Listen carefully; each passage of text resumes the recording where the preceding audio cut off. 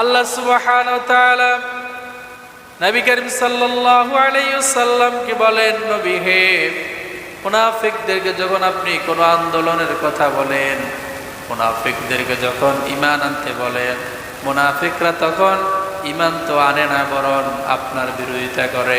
মুনাফিকদেরকে যখন বৈষম্য বিরোধী ছাত্র আন্দোলন করতে বলেন, তখন তারা সেটা করে না। কিন্তু যখন জালেম সরকার পালিয়ে চলে যায় আর বৈষম্য বিরোধী ছাত্র আন্দোলন যারা করেছে তাদের যখন বিজয় আসে, বিজয় অর্জন করার পর মুনাফিকরা কি বলে শুনুন। বিজয় অর্জন করার পরে মুনাফিকরা বলে, ফাইন কানা লাকুম ফাতহুম মিনাল্লাহি ক্বালু আলাম নাকুম মাআকুম। আল্লাহ তাআলা বলেন, নবী হে, ওদেরকে যখন আপনি